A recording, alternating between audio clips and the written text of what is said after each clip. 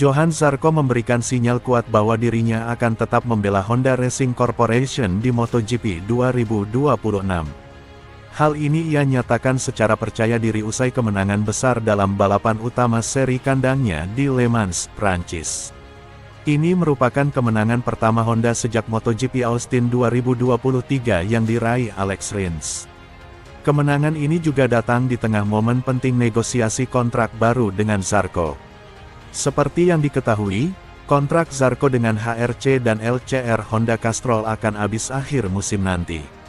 Zarco meraih kemenangan ini usai terjadi drama start, pit stop, dan long lap penalti akibat cuaca yang berubah-ubah. Zarco pun memilih ban yang tepat, sehingga tak perlu pit stop dan menjalani long lap penalti. Alhasil ia kian mantap jadi pembalap Honda terbaik di klasemen sementara. Saat ini, Zarco menempati peringkat ke-6 di klasemen pembalap dengan 72 poin, unggul dari para rider Honda lainnya.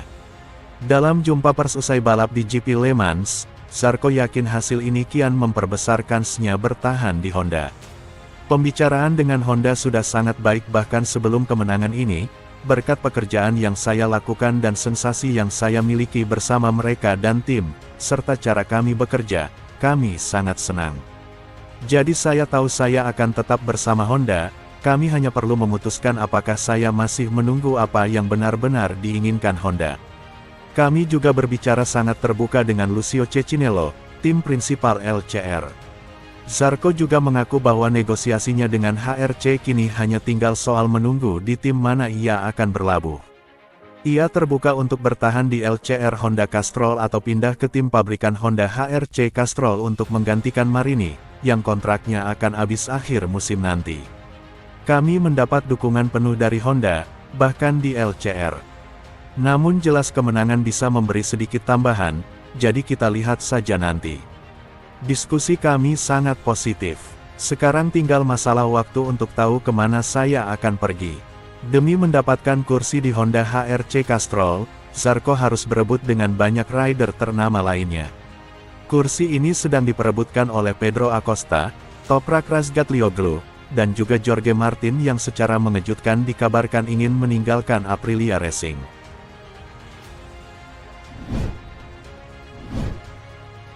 Valentino Rossi dicurigai bakal mencuci otak Pedro Acosta untuk menghentikan dominasi Marc Marquez dengan segala cara. Hal itu bisa terjadi jika sang pembalap memutuskan bergabung ke tim Pertamina Enduro VR46 Racing Team. Rumor bergabungnya Acosta dengan tim milik Rossi itu terus mengemuka. Apalagi sang pemilik sudah terang-terangan menyatakan kekagumannya kepada pembalap asal Spanyol tersebut. Jebloknya performa KTM musim ini semakin menguatkan rumor Acosta ingin hengkang pada MotoGP 2026. Kendati terikat kontrak, bukan tidak mungkin pria berusia 20 tahun itu akan mencari cara mengakhirinya lebih cepat. Jika hengkang dari KTM, Acosta disebut-sebut menghendaki motor Ducati Desmosedici GP yang dominan di MotoGP dalam beberapa musim terakhir. Hanya ada satu tim yang bisa memenuhi keinginan itu.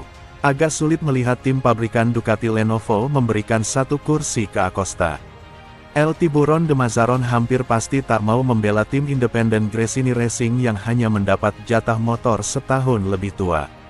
Keistimewaan menggunakan motor spek pabrikan ada di tim VR46 selaku tim satelit resmi Ducati. Maka dari itu, teori Acosta ke tim berwarna kuning tersebut bisa jadi benar adanya.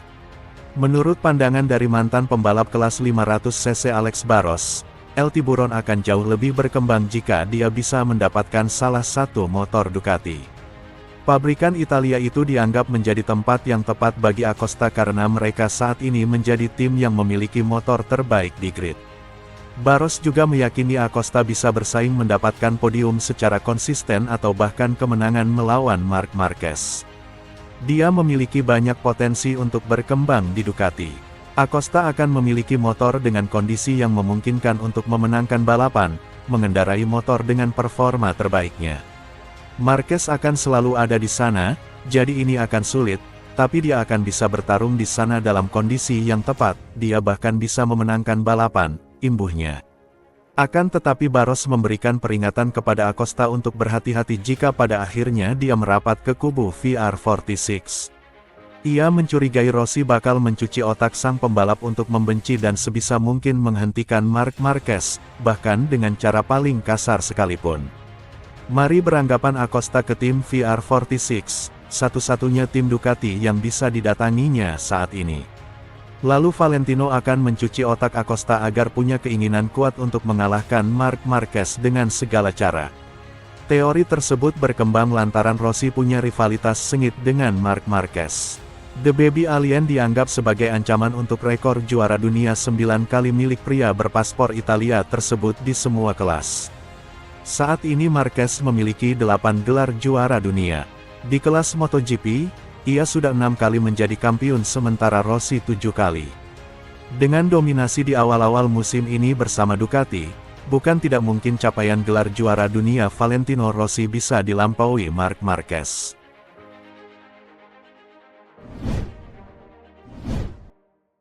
Raul Fernandez yang sempat diragukan di awal musim, menyelesaikan akhir pekan terbaiknya sejauh ini di MotoGP Prancis dengan 2 kali masuk 10 besar.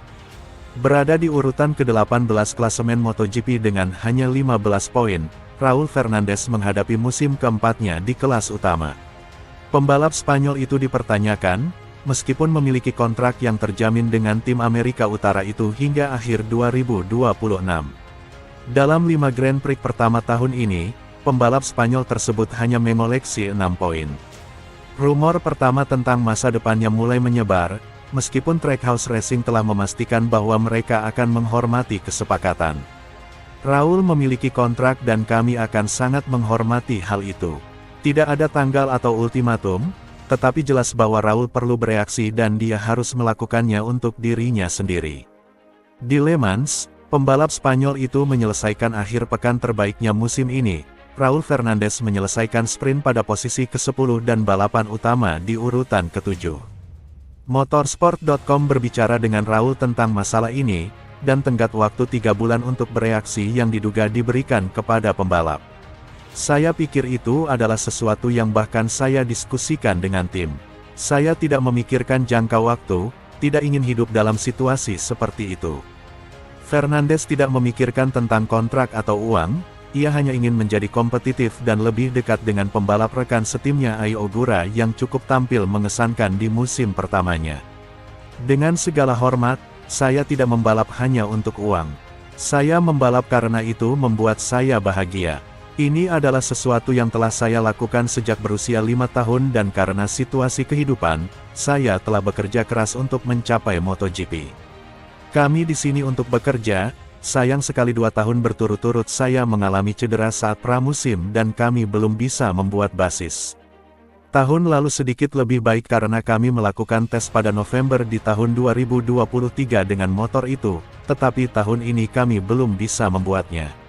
Sekarang kami melakukan tes, mari kita lihat apakah kami bisa berkembang dari sana, ucap pemuda asal San Martin de la Vega itu.